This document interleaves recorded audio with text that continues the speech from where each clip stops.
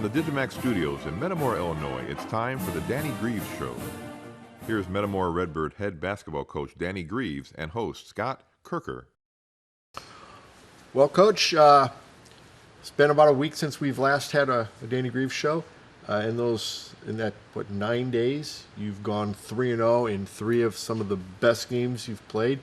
Washington, Dunlap, and the barn burner, the classic. You guys played Monday night against SHG. But we'll start with Washington. Return trip, they came to our place, came to Garber Gymnasium on a Tuesday night. Slowed the ball down, made you guys work for it a little bit, which was fine. Right. And I thought your kids responded and took care of business. Well, they came in with just trying to hold the ball as much as they could, try to get the score maybe in the 20s, 30s, maybe low 40s. We'd rather play a little bit faster than that. So they, used their counts, tried to hold on to it for minutes at a time, and I thought our kids did a pretty good job of reacting and amping up the defense and getting turnovers and not allowing them to try to dictate the tempo. Yeah, I thought so too. Before we get too far into it, I thought the crowd that night was fantastic. A packed house in Old Garber Gymnasium, right. Which made it a little bit kind of nostalgic, a lot of fun. That was our 3rd game in a row in Garber. Yeah, it was. And against Washington, it's always fun to play them anywhere, but right. In Garber Gymnasium, a little added extra, little incentive there. But I thought your kids, yeah, you're right. Our kids played awfully well. I thought a number of them came in and played well. I thought the play of Kaiser and Mason, and I believe Swanson had outstanding games. And not only that, but defense, all 5 guys were on the court, at a time, did a nice job of forcing them to keep moving. Mm-hmm. And that was a community effort. It certainly was. The other guy that I thought in that game that played awfully well was Nick Walker. Yes. And he gave us really good minutes. Yeah, he's been giving you some quality minutes, and as the season's starting to wear on, you're seeing that he's starting to kind of look for his shot a little bit more too. He's looking for his shot, but he can shoot it. Yeah. But he's also really defended. I mean, when he comes in, we put him on the other team's probably toughest guard, and he's so strong. He can guard bigger guys. He's got great footwork and foot speed. We can guard the little, the point guards with a lot more quickness. Do you think that's one of the things that makes you so tough is that even you don't try to switch, but if you have to switch, all your players are kind of interchangeable. It doesn't really matter. I mean, you have your preferences on who you want to guard, but you rarely get stuck with a mismatch. Well, when you have good overall average height, mm-hmm. We go from 6 foot to 6'8" and anywhere in between, but mainly, 6'3", 6'4", 6'5", and it's kind of nice. Yeah. The only small guard we would bring in much is Devin Den, and he hasn't seen much action because he's still getting better off his surgery. Mm-hmm. But, we don't get hurt too badly when we switch sometimes. Right. And you mentioned Luke Hopp. That's another guy that I think is just really starting to kind of insert himself a little bit. At times, maybe there's a step back, but for the most part, he's made some pretty good strides. He has. He's coming into his own. He still has his moments, as we all do, but, he's doing a better job game after game of impacting our success. Mm-hmm. And when we can get somebody to do that in the middle, and it doesn't have to be a Swanson or a Kaiser, that's a lot of help. Oh. And then you got Nick coming in that's playing strong also. It's good to have bench help. Yeah, it certainly is. And the other guy that's been coming off the bench and doing a nice job for you is Matthew Zobers. Yes. Comes in. It's nice when you can bring a 6'4", 6'5" kid in that can shoot. I'd say he's closer to 6'5". I looked at him the other day again. I think he's still growing by the week. It's a shame, isn't it? Yeah. But you're right. His game's coming along. He's been struggling a little bit, but with him and the shot doctor going in and getting extra shots and doing some things, he's putting more time in, and it's paid off well for him. I think so too. Do you think the fact that you can still stick him down in those sophomore games, because he's only a sophomore, right? You can still stick him in those sophomore games and get him some confidence, and he's played well there. I think that's translated into the varsity games too. Well, last year he was playing freshman, sophomore in varsity. Yeah. He was getting a lot of games. He was getting up the court a lot.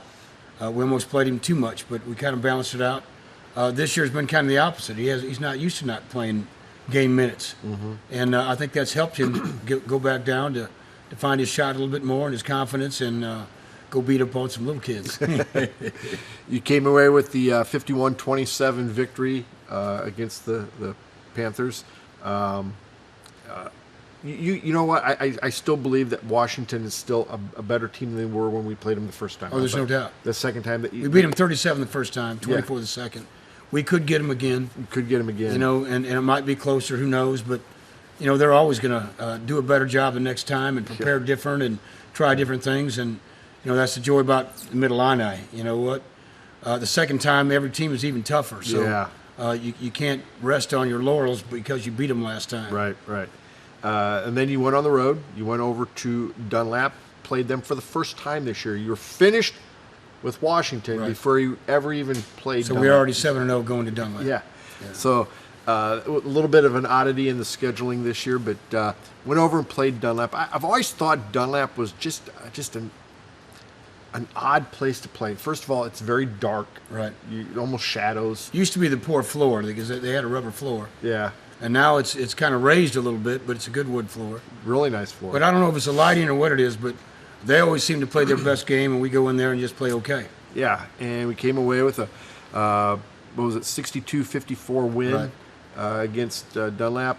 So, you know, maybe not our best game of the year, but like we've said from the very beginning, not every game's going to be a Picasso. There's going to be a few clunkers in there, and good teams still find ways to win, and you did. Eddie Matthews helped put that game plan together, and the head coach does a good job too, but I've known Eddie forever. And I knew he'd have some pretty good schemes against us, and he did. You know, they used to play in that same old 1-2-2 ball press, whether they were winning with it or losing with it. But, you know, he switched up a little bit and did some things that kind of counteract what we do and take it away, and they did a nice job.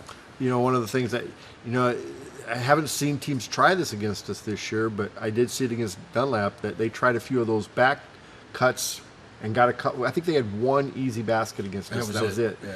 But they run that offense. It's a dribble drive, backdoor cut. Yeah. They run it over and over and over again.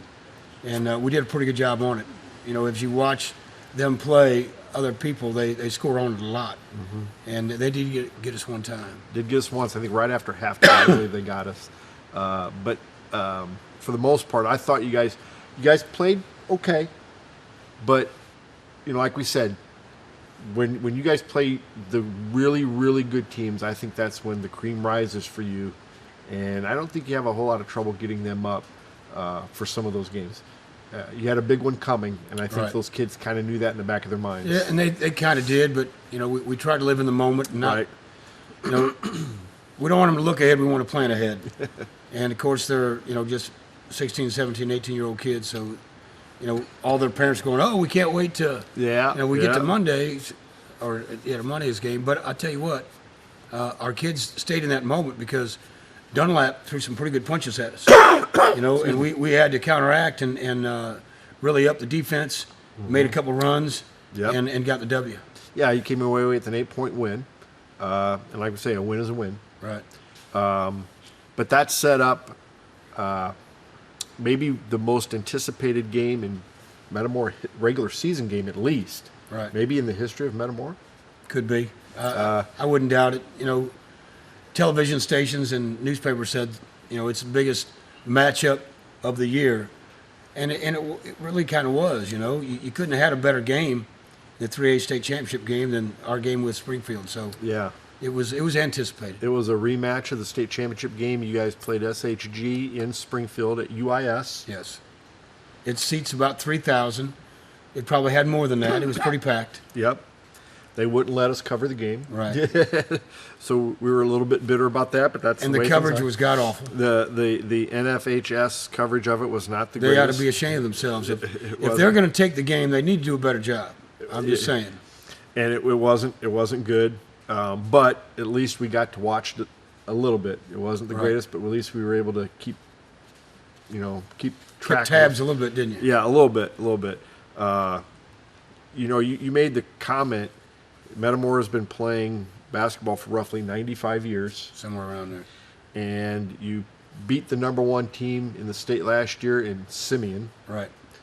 And less than 12 months later, you beat another number 1 team in SH. 20 games later. So 20 games later. You know, it says a lot about our program, says Yeah. a lot about our coaches and our kids. Yeah. And, you know, I'll tell you, it's nice to get that kind of recognition, and our kids have deserved that. But, you know, we've played some pretty stiff competition this year to try to get to that point. Mm-hmm. And I think it paid off Monday. You know, when you went down there, I remember you told me before, you said when you watched Griffin play, they were just huge. They were, they all looked like they were, you know, had been lifting weights like a football team would. Right.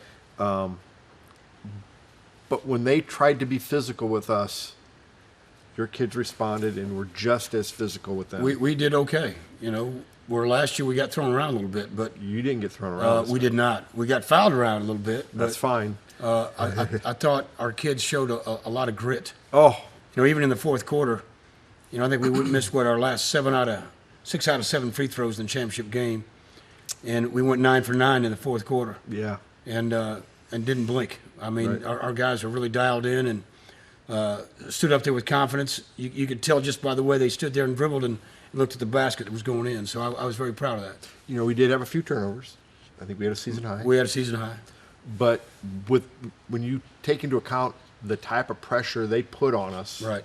pretty good. They play as good as defense anybody I've seen. Oh, without You know, question. man to man, 5 guys out there can really get in you. You know, we talk about a gap, which is going to be 1 arm length. Right. You know, they play about a quarter of a gap. Yeah. I mean, Yeah. they're in your jock. They really are. They were right there. You know, what was the line in Hoosiers? You need to tell me what kind of gum Gum he's you're chewing? chewing. Yep. I think they were able to tell if we were chewing gum. And the thing is, you know, they're so physical. I think their philosophy is, you know, we'll foul you 40 times a half, and they might call 8. And that's kind of what happened. Kinda. Yeah. You know, it was really kind of cool as we looked in the newspaper and some people sent me some pictures of still photographs of us shooting with them, you know, fouling us. And, you know, throughout the game, it was such a fast-paced game. You go, man, I think that was a foul. And that might have been. And then you got the proof afterwards. Mm-hmm. And but our kids didn't waver. No. And, you know, you can't say, oh, that was a foul. We didn't. There was no complaining going on. There was no talking back to the other team or to the referees. And, you know, we've got better at that, too, because you lose your head, you lose the game. We didn't break. And we did not break. You got to bend a little bit, but don't break, and that's what happened. I thought there were 2 big plays that happened in the second quarter. One was a blocked shot by Ethan Kaiser, and the other one, it was on that same play. He went down, kicked it out to Matthew Zobrist on the wing. He dove on the ground, got the ball. Yep, after the block. Yep. And then he kicked it out to Zobrist, who kicked it over to Swanson trailing, who hit a 3. Yeah, that was nice. And I think that gave us the lead, if I remember right. I think we were down 1, and that put us up 2. And then It was sweet that, you know, we had Swanson come in. I told him, you're going to be a real X factor on this thing to start the game. First 7. And he hit the first 7. yeah. You know, and I told him that always helps us get off to a good start. Oh. Because they do a good job of isolating everybody. Mm-hmm. You know, they don't have to help much because they do such a good job one-on-one. And I go, I haven't seen a guy yet that can guard you one-on-one in the paint. No. So not go at to all. town, and that's exactly what he did. He did. The other one I thought that was a big play for us is I think we were up 3 at the time, and Matthew Zobrist had the ball in the wing, and then he spun and went and got I wouldn't say an easy, but got a bucket. Right. And that kind of That right-hand shot that he yes. went, yeah, that was sweet. And then from He was there trying to on- bring it back to the top.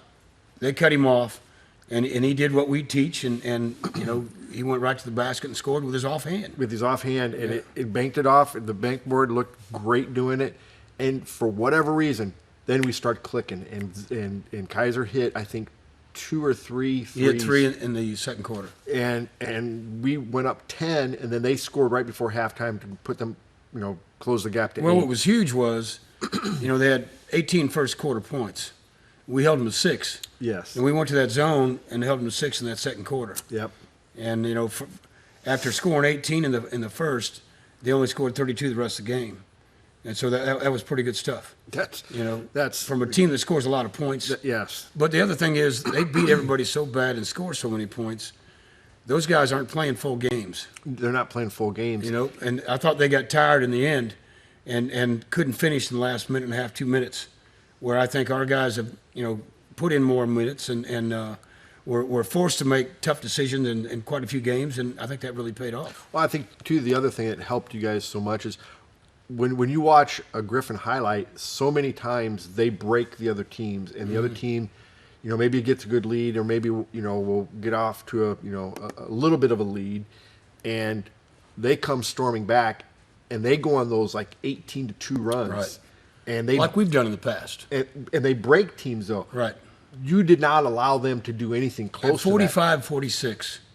That was 45-46 forever. And you held them 2 times. We held them 3 times. Was it 3 times? Yes, it was. And then we finally got a bucket. Yes. But one of the biggest plays of the game, in my opinion, that really turned the tide is when they were going to throw the ball in 21, big strong guy looked at his AAU teammate like, I'm just going to throw you out of the way, and he took that charge, and we went the other way. Yes, and they called it. They called it. That was the other big part of that. Good. They called that. Because he had a really nice one earlier. Yes. That he got set, he took it. And he didn't get it called. He went straight back.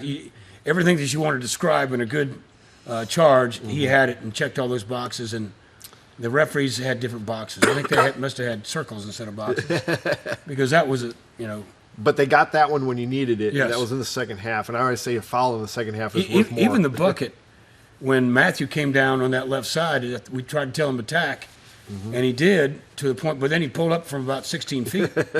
And you know what? And that put us up, I think, 2 possessions. Yeah, put us up. All right? 6 If you remember right, and I remember what happened, I looked up, it hit rim, bankboard, rim, and fell in. Just like their Just like the shot in Yeah. a championship game. Yep. And I went, all right, that's good stuff, Yep, man. yep. We got a chance. I was thinking to myself, don't shoot, and then it went in, good shot. Right. But, that he pulled up, like he had all the confidence in the world, Yeah. and he took that shot. And Those 2 free throws he nailed, too. Yeah. Was big. He had big 6 points for big us. 6 points for you. Yeah. The other one that was, I thought, a big key for them or for your team was, Mason, I thought maybe had 9-10 points. We were, here watching the game, and Right. we didn't have a scorebook or anything. It was just kind of off of memory. I thought he had 8-10 points. He had 17. He had 17. And, you go back and you look. Forget a couple times he got to the basket. Yes. And Great finishes. those backdoor cuts. And Yes. he had another nice pass to Tucker underneath, and he faked, used the head fake, which you don't see much anymore. Big 3 out of the corner. Oh, a huge 3 out of the corner. What'd you tell me the day you guys shot, 55% from 3? We shot 55% from the 3. Yeah, that's huge. We shot 69% from the 2. That's That's pretty amazing. good. We shot 91% from the line. And that's huge, too. Those are all 3 best of the year. Yeah. But you know what?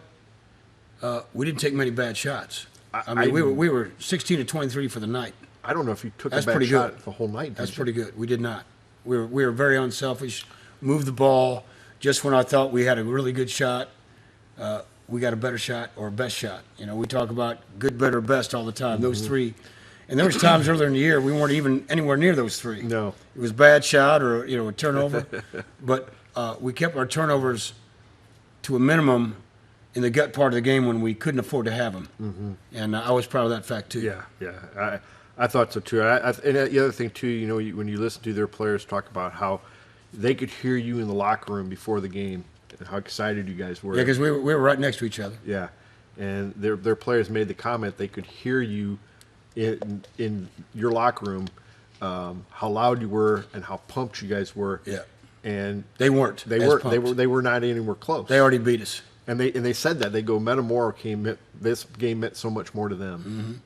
So I mean it was a pride game for them because they have a lot of pride. Oh, and they beat a lot of good teams. They just played Chaminade that they beat. I mean, yes.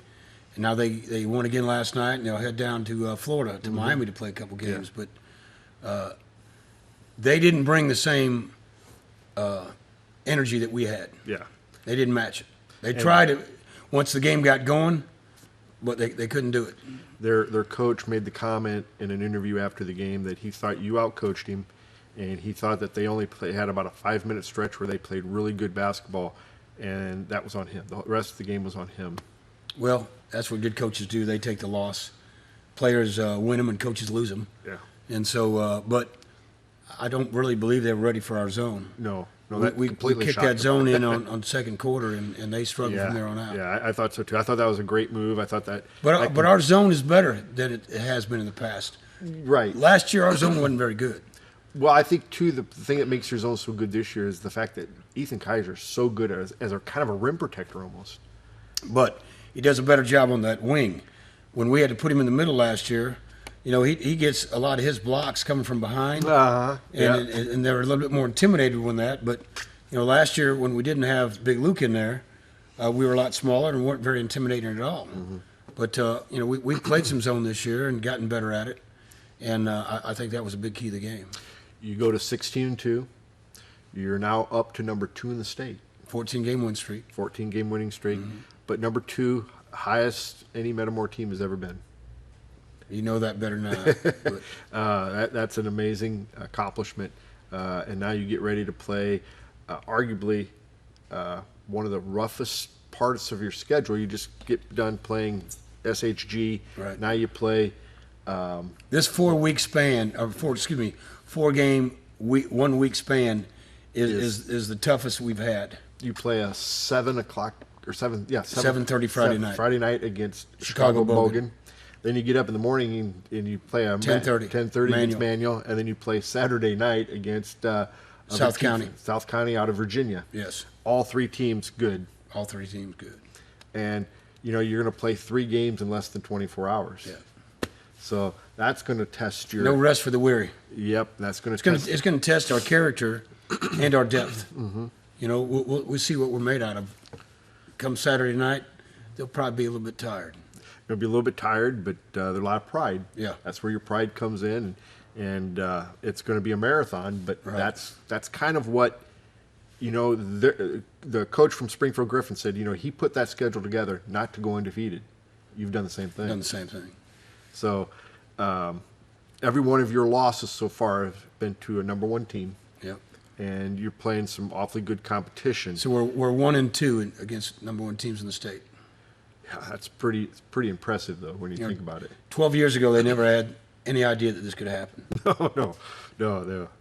But you had to believe, and if you don't believe, it can happen. Yeah. And eventually we got it turning, and all the little kids coming up, man, they play ball like crazy now. And on my street it used to be 4 hoops. Now there's 14. And we came home the other night.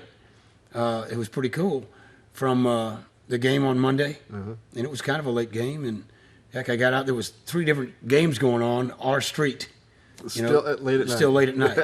That's pretty cool. That's really cool. Really cool.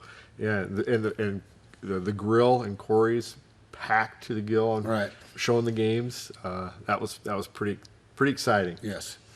Why don't we go ahead and take a break, and when we come back, we'll have the Germantown Grill players of the game.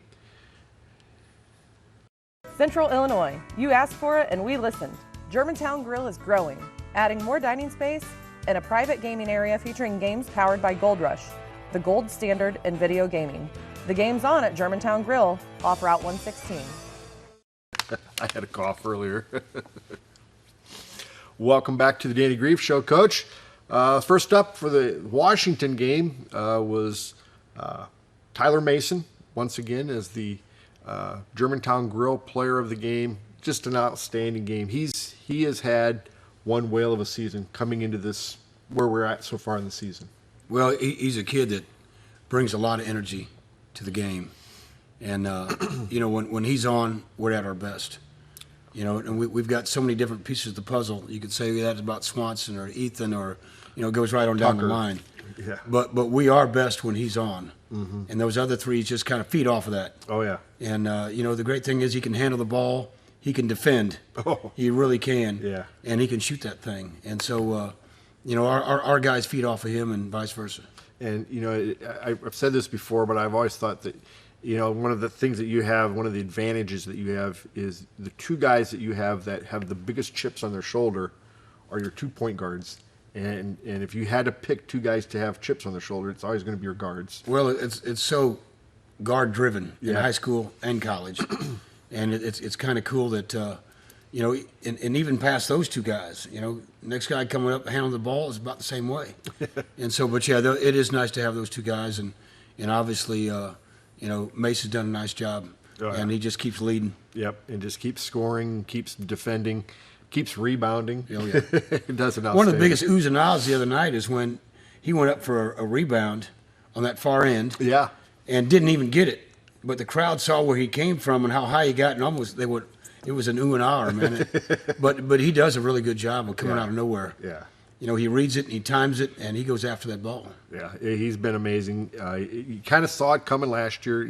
He missed most of the second half of the season, got healthy that for the boot. healthy for the postseason, and then had a great postseason. So They didn't really understand that kid was any good because they hadn't seen enough of him Right. in the latter half of the season. And so he really surprised some folks. Yeah, he did. But he didn't surprise us at all. No. I think Matthew was the same way because we tried to bring him up a couple times. He got hurt. He was sick, and he was kind of the unknown. Both those guys were. Yeah, and they both have contributed tremendously for you. Sure have. In the Dunlap game was Ethan Kaiser. Ethan Kaiser had just an outstanding game in that ball game. Also hit some big threes. The thing that I like most about Ethan right now, I think he's playing the best ball he's ever played at He Metamore. is. Complete games Oh yeah, as far as defending, being in the right spot, leading, organizing. I like what I see. he. The other thing too that you didn't see this last year, even the other years, that he drives to the basket, and he has driven to the basket. In every game in the last probably 2 or 3 weeks. He's gotten better going downhill. Oh, and that's a part of his game that he really didn't have or didn't try to before, and he's been a ton. Yeah, he has. And the other one too that I think has just been outstanding. The other aspect of his game that I think has been really maybe kind of hidden is, boy, can he pass? Yes, he can. He had an out of bounds pass. He looked down the court and just laid a perfect pass in there to Mason for an easy bucket. It was Off a play we call Green Bay. well, it sure did look. I'm not an Aaron Rodgers The old fan. Brett Favre. Brett. We went back to Brett Favre. Okay, That's as far back as I've been using it. I'm dating myself a little bit. But that pass was beautiful, right? Caught Mason right in stride and laid it up and in and got an easy bucket. There wasn't Right. anybody. And when we saw it on film, there wasn't even a defender in the screen. No. So that was a beautiful pass. We But needed a tall guy to do it with a good arm, and he fit the bill there. Yeah, he fit the bill Sure really did. well. Looked a little like Trevor Lawrence throwing the basketball. Yeah. But that was a nice play. In the game Monday night against SHG, it was also Ethan Kaiser as Yep. the player of the game. He made 2. Actually, I think they had him down for 3 blocks, but there were Right. 2 that were just outstanding. The one where he got it and just cupped it and started that because fast that was a break. bucket. Oh, And that kid wanted to complain about, that's goaltending. It was not. No. He got up there.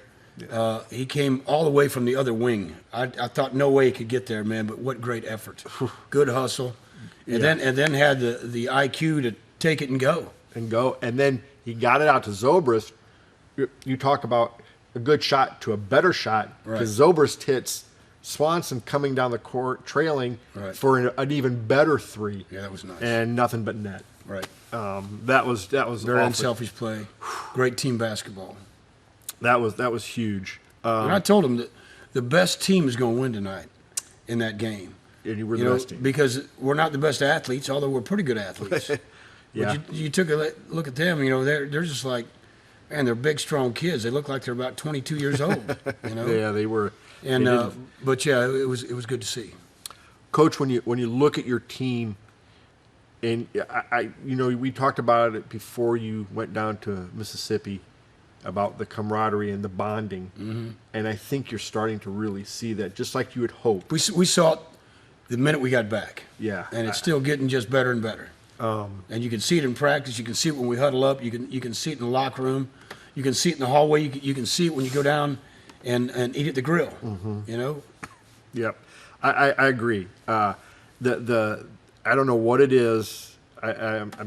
Whatever it is, you need to patent it, because the passing, the team play, the team defense, if somebody makes a mistake, the other guys just kind of look at it like, so we'll get you. We'll pick it up for you. And they do. And I think the part of it is that they're just not afraid to make a mistake. Right. I tell them all the time, basketball is nothing but a game of mistakes. You've got to have a really short memory when you make those mistakes. You know, and I think I also told them, look, we play so much better when we have a smile on our face. All right? Yeah. So have fun with each other, man, you know, and share the ball and do those things and communicate and congratulate. And if you watch it, we've gotten better at that. Oh, we really most have. definitely. Yep. Most definitely. We're all in for everybody. Yeah. You know. Yeah. You see how we're excited when Swanson makes a drive to the bucket and, hits the layup and gets fouled for a three. You see, a couple of the guys weren't in the screen, but you saw the other two guys. I mean, they were pretty excited. And take a look at our bench. Oh, I mean, yeah. our bench is amazing. Yeah. You know, and it like I told them, everybody's going to have to do their job and job their job and have be a star in their job when we go down to Springfield. And if we can do that, the score will take care of itself. We had coaches. We had our scorekeeper Galandri. I'm talking everybody was just totally into it. And the way I looked at it is, if we could do that, SHG didn't have a chance. I don't care what they did. It's been fun, hasn't it? Yeah, it has. Going by too quick, too. We only got 12 games left. 12 regular games. Season. Regular season. Only 5 more home games. And that's the sad part, is there's only 5, and after this weekend there'll only be 2 home games. Right. So that's the downside. That's a gut punch there.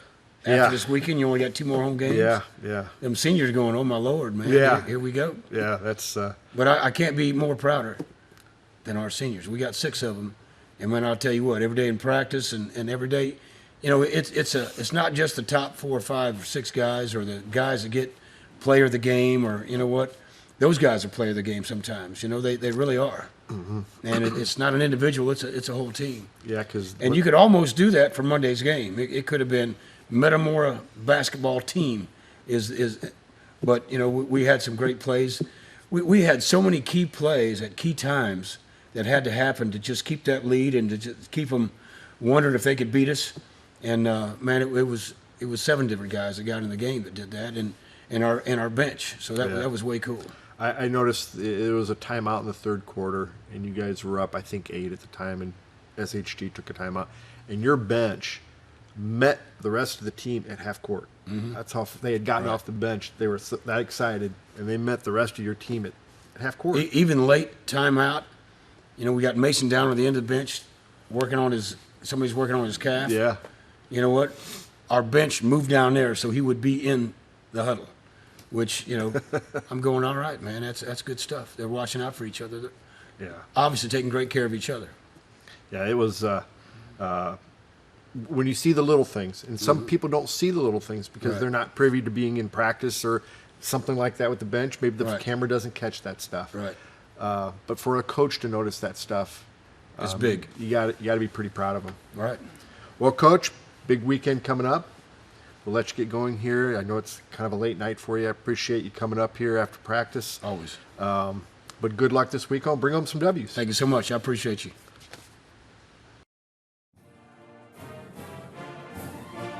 Thanks for tuning in, and join us next week for another edition of The Danny Grieves Show.